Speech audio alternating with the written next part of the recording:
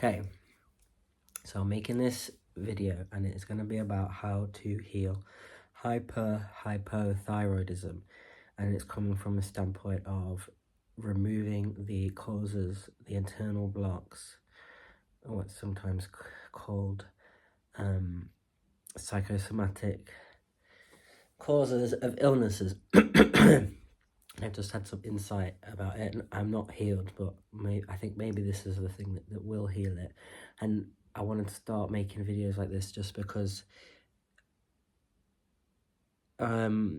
it's just, I just want the information to be out there, but I don't want to like labor it, and I got a tendency to work too hard, overwork on things. So what I'm trying to do here is to not do that, to just be like, right, I'm just gonna say what I say, and if I miss any points, I'll add them in the comments after. But yeah, I tend to like pile up, oh, I could do this now, do that now. I'm not gonna do that. That's part of the hoarding of everything.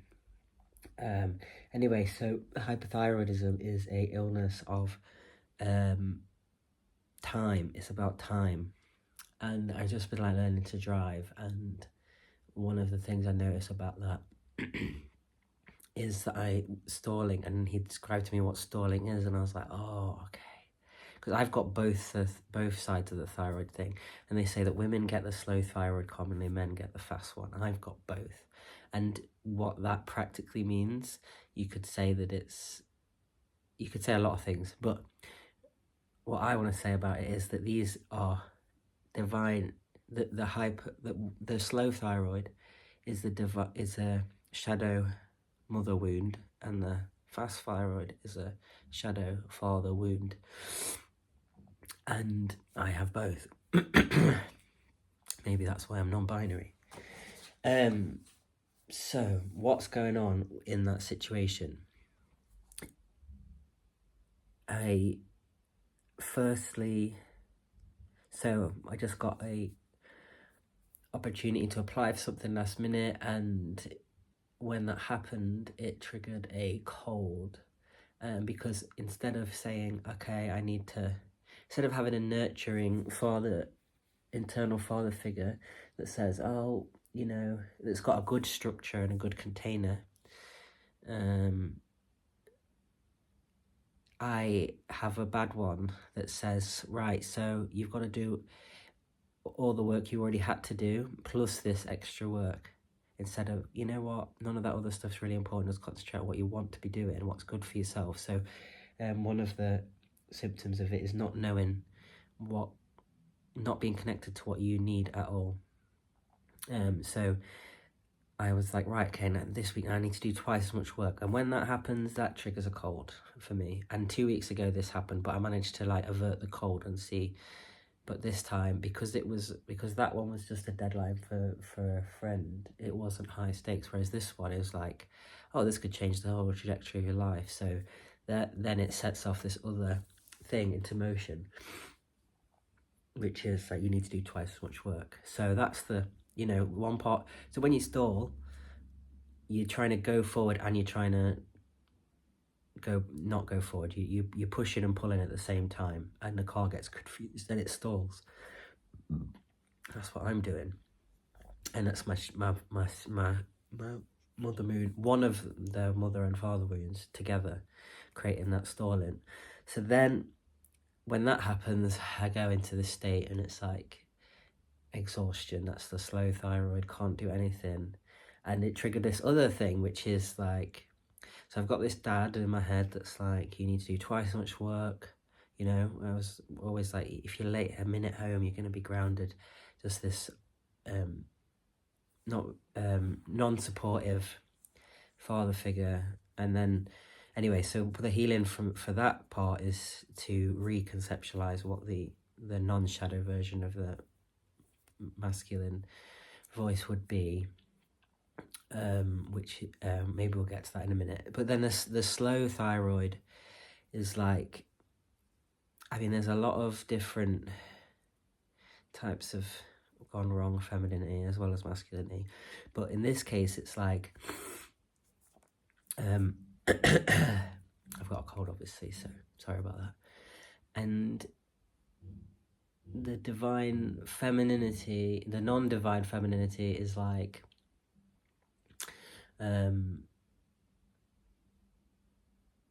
if you leave,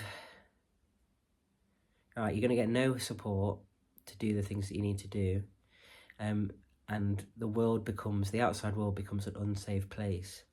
And so therefore, this opportunity that I'll get, which would involve moving, is threatening to my sense of security. And it's like, no, I just want to stay where it's safe, because I had no nurturing. What I needed was someone to be like, you know, if you leave the home, you can always come back.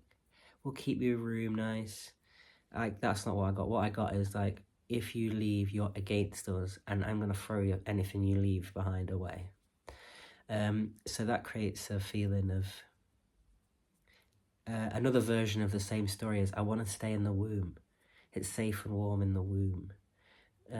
That's the conceptualization of femininity, of divine feminine that's safe, is the womb before actually being in the world. And because there's no nurturing support, that's the divine feminine counterpart. The non-shadow version of it is to say, oh well, we support you, and whatever happens, and you can always come back. And like the feeling that you can make a mistake, and it's a lot of people who've been in cults have similar sort of feelings. They can't do their life, and there's a feeling of like, so back to the time thing with that slow thyroid, there's a thing that I need more time. I need more time in the womb. I need more time in the home. I need more time because I'm not ready. I don't want to get out the bath. I remember being as a kid being like, I don't want to get out the bath. It's nice in the bath. And so on and on. And then the fast thyroid is, I need to do so much. I need to do this. I need to do that. Wanting things to hurry up. And that's the other thing. It's like, so I had this feeling of like, I remember being 16 and being like, promising myself, I'm gonna get out of here. I've just got 2 years. I've just got to go to college, and then I get enough grades to go to uni, and then I get to leave, and that's how I'm gonna get out. And there was a feeling of wanting time to hurry up, and things need to go faster, and thinking in the future I'm gonna get this thing that's going to make everything all right. In the future, I'm going to meet this person, or some situation's going to happen, and then everything's going to be okay, and then I get access to the divine masculinity or femininity or whatever it is. And then it's just about realizing that we have that access to that now. And the other thing that's kind of relevant to this is like, when I was learning to drive, after I stalled a few times and I came home, and because it feels like, I mean, time is totally made up, and there's as much time as we need, but we don't feel that, especially when we're in certain containers of structure. It feels like time is a certain way, but actually things speed up and slow down a lot. Anyway, so what I did, one way of sort of reclaiming the agency over time is, in this instance for me, was to imagine those different scenarios where I was like trying to stop on a hill, start on a hill, things like that, and changing gears, things like, just imagine all those different scenarios that didn't go so well in the day, and imagining slowing everything down to the point that I wanted to, because it's just my imagination, so I can slow it down. When you've got a car coming and you feel the pressure of your shadow masculinity, oh my god, he is that as well. Like, everyone becomes daddy, and the bad daddy, whatever. So slowing it down and being like, right, okay, so I'm putting the clutch down, and then I'm changing it, putting it into gear, and then I'm slowly bringing it up, and just like, you know, in the same way that, like, the amazing thing about like writing or cartoons is that they can just play with time, and that's the antidote in a way to this. So that's some of the aspects, and I just wanted to check in this book to see if there's any other aspects that I want to bring up, because this book is one of my favourite books. I've got a sticker on it, but it's called Knowing Ourselves, and this is what this is almost like, this is what I want to add to. This is what I want to contribute to, so that each page has got a bit about each illness, and it's got a lot of statements that are related to the person says with the illness. A person suffering from an overactive thyroid is in constant action. She wants to create her life, but she does not allow it. She believes she is obliged to create the lives of others, perhaps so that she loves her, but she does not feel reciprocated. And why would anyone reciprocate if you're just doing too much needless? No one's gonna like meet you there doing too much, working too hard. So it's about, for me, it's been about like looking at the difference, learning the difference between the things that I'm actually excited to do and the things that I think that I should do, or like the people that I think that I should see, and what that represents. And if I don't do that, then I'm going to feel like I've got less worth and stuff like that. And again, that comes down to not having this maternal love, where it's like, if you've got no parents, in my situation, I've got no caregivers that I could rely on from the age of about 11, and when that happens, then you start to look for that in other places. So it's quite a strong impulse to create, and it's a necessity to build bonds, in fact, with other people who are gonna care about you. It's a necessity, but then it can go obviously into shadow if you're just working way too hard, pushing way too much, and putting like too much expectations on things. And then there's the other one, hyperthyroidism. Then I've written next to it time hoarding. So I want time to stop. So many of the things that I've been doing in the past come from this place. There's thinking there's not enough time, and like resisting selling art, because like, oh, I need to cling on to it. It all comes from this this lack. The feeling that it's insurmountable. I can't act quickly enough. The thing is, I think the kind of father figure that I had wanted to try and push me. That's what he thought. He thought he could stretch me and push me, and it would help me to become stronger, and just kind of see how much I could take. But actually what it was is overwhelming and punishing, and making you think that you need to earn the love of like a masculine love, and then you can get all the safety that comes with that, with having a divine masculine.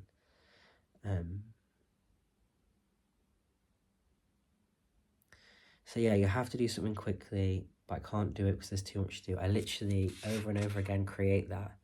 Like, I'll tell myself when a new thing comes, I won't be able to change.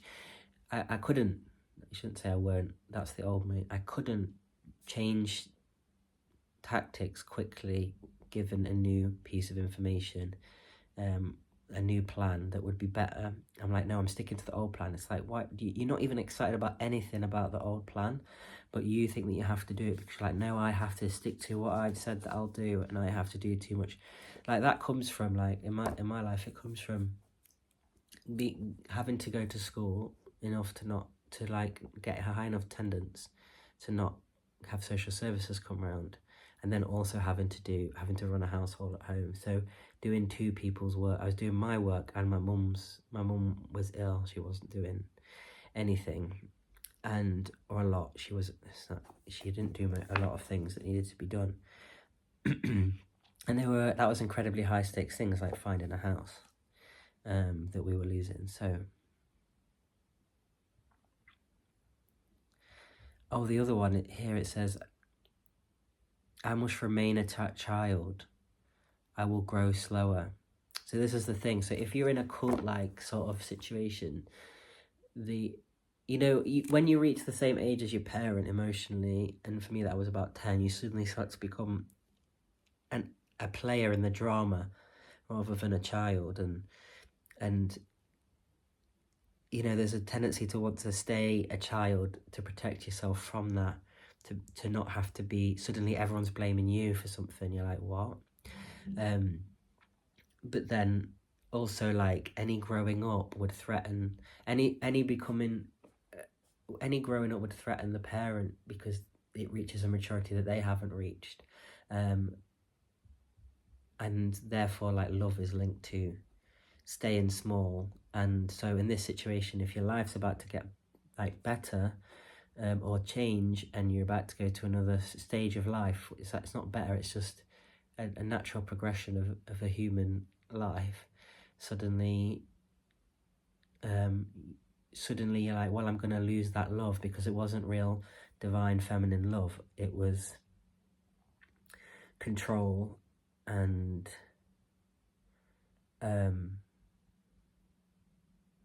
jealousy, and being, a lot of like competition. So yeah, it might be that I want to stay in the room, it might be that I want to stay in the house, it might be that I want to stay a child. And it's looking to the future with because you don't have this trust of someone being like, well, it's all right to grow, it's good to grow, I'm excited to see you grow, I'm excited to see what you do.